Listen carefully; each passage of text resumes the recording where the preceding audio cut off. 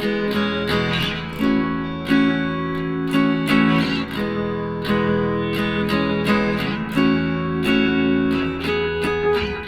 pessoal, hoje eu tô aqui para falar um pouco do lançamento do livro do Mia Couto, um escritor moçambicano fantástico que eu adoro. E ele acabou de lançar o livro Mulheres de Cinzas, que é o primeiro de uma trilogia, a primeira trilogia do Mia Couto, que é da trilogia As Areias do Imperador, que é esse livro aqui lindo, né? Maravilhosa essa capa. Esse livro foi lançado essa semana.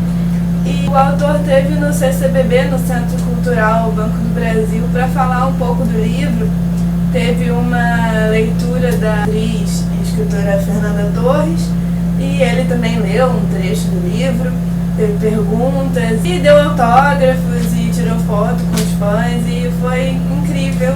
Eu nunca podia imaginar que eu fosse conhecer o Mia Couto. Aqui o autógrafo dele, que lindo. Ele também autografou o meu Terra Sonâmbula, que foi o primeiro livro que eu li do Mia Couto, e esse livro é considerado um dos livros mais importantes do século. E esse livro é premiado, é considerado o melhor livro do Mia Couto, mas ele tem muitos livros publicados já. Ele, como eu falei, ele é moçambicano, e eu acho que depois de você ler os livros do Mia Couto, você nunca mais vai enxergar a África da mesma forma. E tem um jeito super simbólico de escrever. Não são livros que você vai ler e vai colocar ele na estante, simplesmente. São livros que vão mexer com você e que você vai ficar na dúvida se entendeu tudo muito bem, vai querer reler algumas partes. Dois livros que eu li dele, Terra Sonâmbula, que foi o primeiro, e eu li A Confissão da Leoa também, e gostei muito. Esse livro aqui, então, você vai ficar pensando o que é real, o que é imaginário. Esse livro aqui, então, você vai ficar pensando o que é real e o que está sendo imaginado pelos personagens, e não necessariamente vai conseguir ter certeza dessas coisas. Tem passagens belíssimas, ele é um autor poeta, digamos assim. Apesar de ser um romance, são livros muito líricos. Somente eu posso falar somente desses dois que eu li, mas acredito que isso esteja presente em todos os livros do Mia Couto. Eu já li alguns contos do livro Cada Homem é uma Raça, e em casa também tem O Fio das Miçangas, que eu tenho que ler. E agora eu tô doida pra ler o Mulheres de Cinzas,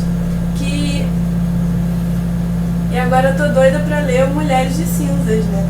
Nesse vídeo você também vai ver um pouco o Mia Couto falando, que eu filmei, e também trechos do livro lidos por ele e pela Fernanda, eu vou deixar mais pro final do vídeo. E falando um pouco mais do As Areias do Imperador, eu vou ler aqui uma explicaçãozinha que tem no começo do livro, que acho que é mais fácil para vocês entenderem. Este é o primeiro livro de uma trilogia sobre os derradeiros dias do chamado Estado de Gaza, o segundo maior império em África dirigido por um africano. Nhunghunyane, ou Gungunyane, como foi pouco conhecido pelos portugueses, foi o último dos imperadores que governou toda a metade sul do território de Moçambique.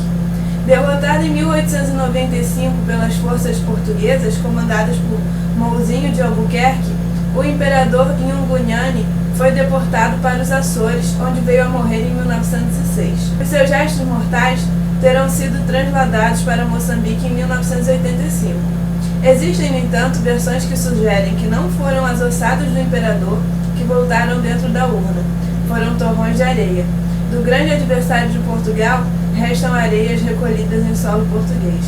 Esta narrativa é uma recriação ficcional inspirada em fatos e personagens reais. Serviu de fonte de informação uma extensa documentação produzida em Moçambique e em Portugal, e, mais importantes ainda, diversas entrevistas efetuadas em Maputo e em Inhambane. De todos os entrevistados, é justo destacar o nome de Afonso Silva Dávila, a quem devo expressar a minha profunda gratidão. Ou seja, esse é um romance histórico. Ele vai contar a história de um sargento português chamado Germano de Melo, que foi enviado ao vilarejo de Nhococolane para a batalha contra o imperador que ameaçava o domínio colonial português. E ali o militar encontra Imane, uma garota de 15 anos que aprendeu a língua dos europeus e será sua intérprete. E vai rolar um romance entre os dois. A gente fala muito da cultura da Imane e da situação situação da mulher ali na guerra, né? Na parte de trás do livro tem um trechinho que eu achei bem impactante assim que eu virei, ó. A diferença entre a guerra e a paz é a seguinte: na guerra, os pobres são os primeiros a serem mortos. Na paz, os pobres são os primeiros a morrer. Para nós, mulheres, há ainda uma outra diferença. Na guerra, passamos a ser violadas por quem não conhecemos. Ou seja, é um livro que também vai trazer a questão da mulher na guerra e na África. Porque me parecia que era importante que essa história fosse contada por uma pessoa, uma mulher, alguém que está na margem, e as mulheres estão na margem do mundo ali. Isso é uma coisa muito, muito clara, muito difícil de enfrentar, e era como se esta minha própria história, que era uma história escrita com um H muito minúsculo, né, tivesse também que fazer essa travessia, tivesse que bater à porta da grande história com H maiúsculo.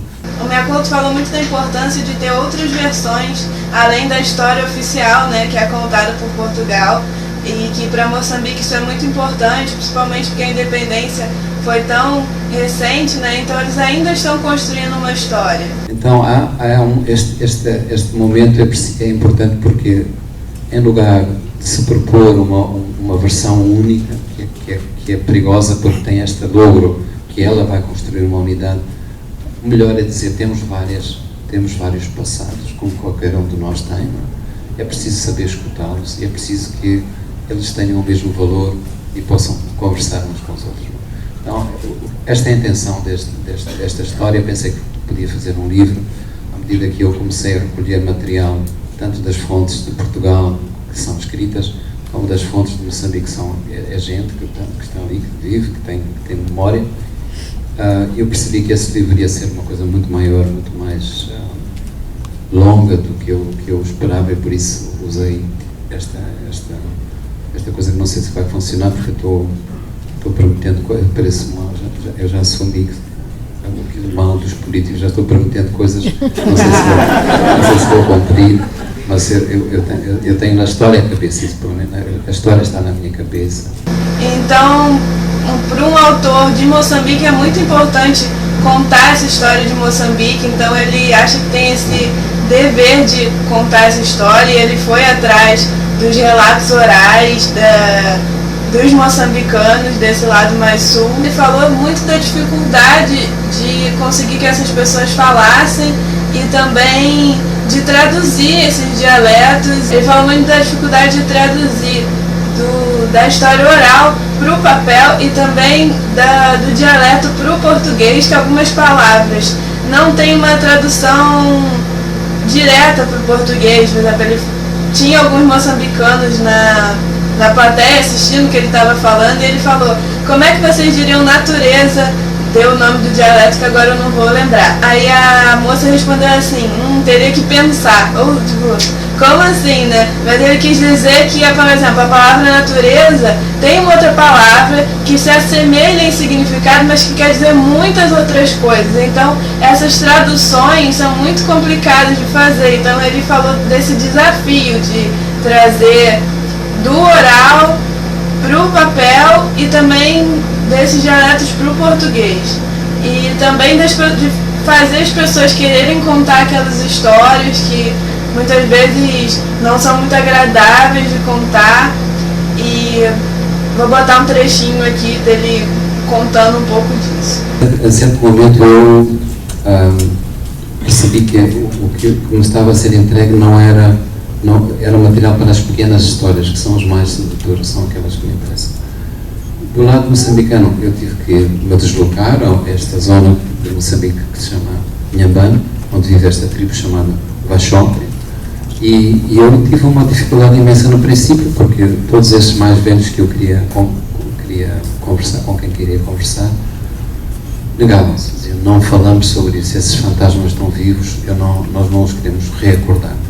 De facto, esta história tem muito a ver com um conflito que acabou por acontecer em Moçambique e que está muito marcado ainda, uma ferida muito aberta, não?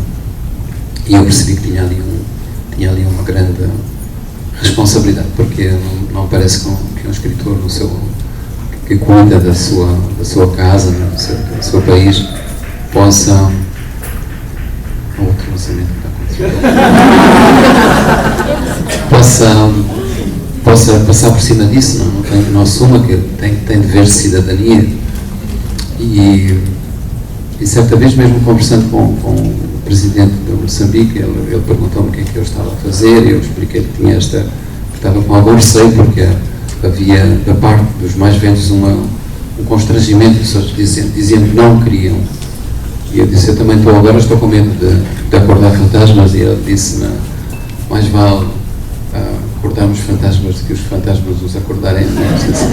Ele também falou muito assim da África ter que se projetar mais. Ele falou, é claro que as pessoas às vezes têm pouco interesse na história da África e sobre a cultura africana, e que isso vem melhorando um pouco com a obrigatoriedade de ensinar sobre a África nas escolas, né?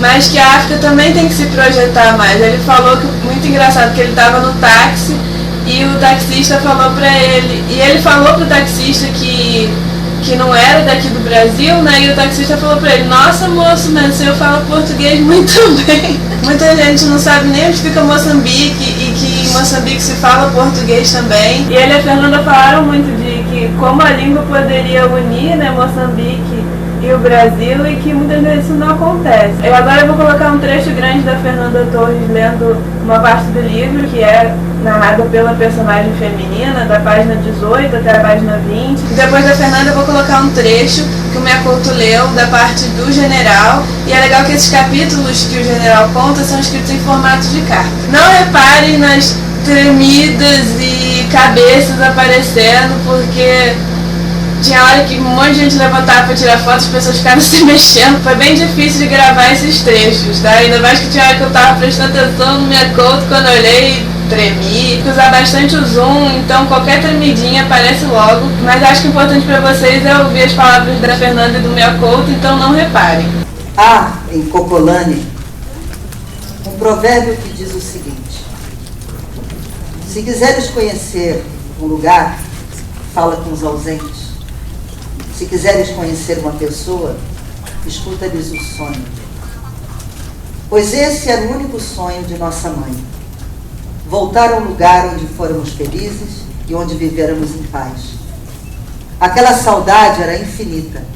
Haverá, a propósito, a saudade que não seja infinita. O devaneio que a mim me ocupa é bem diverso. Não grito nem deambulo pela casa, mas não há noite que não sonhe em ser mãe. E hoje voltei a sonhar que estava grávida.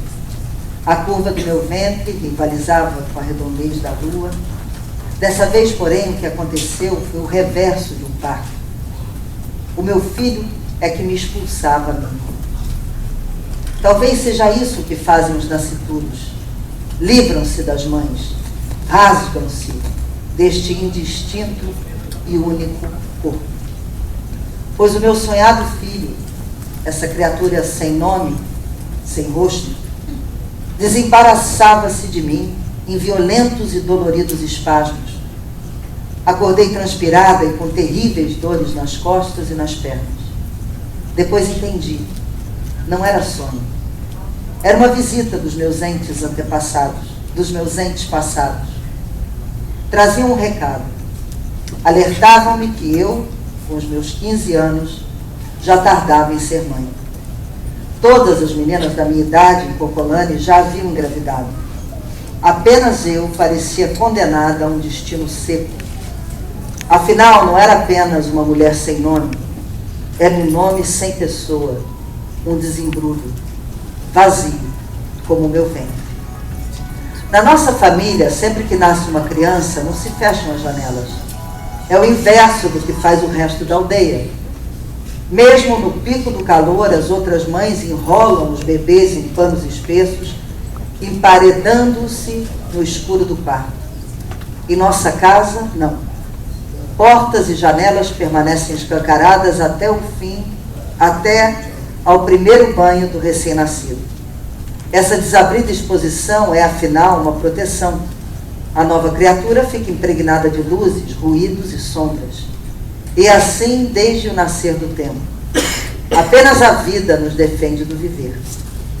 Naquela manhã de janeiro de 1895, As janelas que deixara abertas fizeram crer que uma criança acabara de nascer. Uma vez mais sonhei que era mãe e um cheiro de recém-nascido impregnava toda a casa. Aos poucos, fui escutando o sincopado arrastar de uma vassoura. Não era apenas eu que despertava. Aquele doce rumor acordava a casa inteira. Era nossa mãe que se ocupava da limpeza do pátio. Fui à porta e fiquei a vê-la, elegante, magra, num arqueado balanço, como se dançasse e assim se fosse tornando poeira. Os portugueses não entendem o nosso cuidado de varrer em redor das casas. Para eles, apenas faz sentido varrer o interior dos edifícios. Não lhes passa pela cabeça vassourar a areia solta no quintal. Os europeus não compreendem. Para nós, o fora ainda é dentro. A casa não é o edifício. É o lugar abençoado pelos mortos, esses habitantes que desconhecem portas e paredes. Eu vou ler, eu leio muito mal, mas vou ler aquilo que seria o segundo pilar que constrói este livro, que é a voz de um sargento português, que nem sequer chega a ser um soldado. Ele não tem medo de ser, tem medo da África, não se sabe situar, portanto tem um sentimento de estranheza naquilo que está a fazer nesse mundo que ele não entende. E ele vai falar, isto é numa terceira carta que ele escreve para um seu superior hierárquico, e ele vai confessar que há uma expectativa enorme, se tem que explicar isto, pela chegada de um capitão de cavalaria, que era o Mozinho de Albuquerque, que em Portugal é um grande herói nacional, e que viria salvar aquilo que era a presença portuguesa que estava sendo questionada por este império, deste africano, né, deste imperador chamado Ngogoniano, e estava sendo disputada também por os ingleses, que queriam que, no caso de Portugal não fazer prova que tinha realmente o exercício da autoridade naquele território, esse território deixava de ser português e passava a ser inglês. Então, eu vou ler este que é o final desta carta, em que ele escreve: devo dizer, a bem da verdade, que se desenvolveu em Cocolã uma enorme e desproporcionada expectativa sobre a chegada do nosso capitão de cavalaria, Mozinho de Albuquerque. Não que alguém o conheça, e para dizer a verdade, os negros quase não sabem pronunciar o nome desse nosso capitão. Mas é por desmesurado medo que se empenham na fabricação de um Messias Salvador.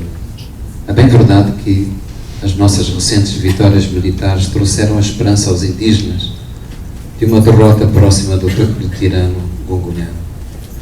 Esta é uma das razões porque esta gente nutre tanta esperança na chegada de Mozinho e da sua cavalaria.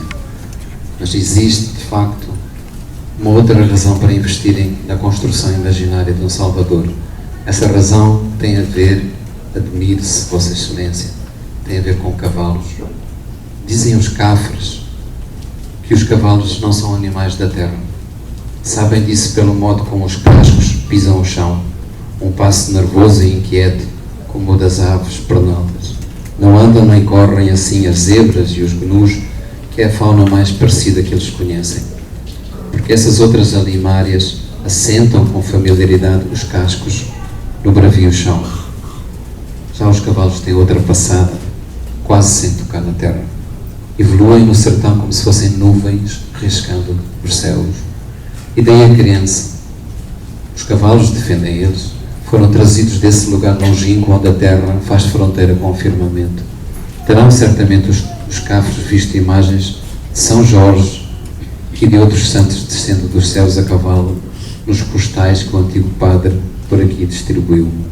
Se os cavalos são para nós uma arma de guerra, para o gentio eles fazem despertar outras pelejas igualmente sérias e mortais. Instalou-se assim em Ambã, esta terra, uma guerra de feitiços, mezinhas e maldições.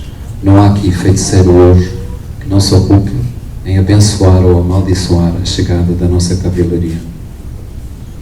Então é isso, pessoal. Espero que vocês tenham gostado do vídeo. Leiam os livros do Mia Couto. Quem leu, não deixe de comentar aqui o que achou, tá bom? Tchau, tchau.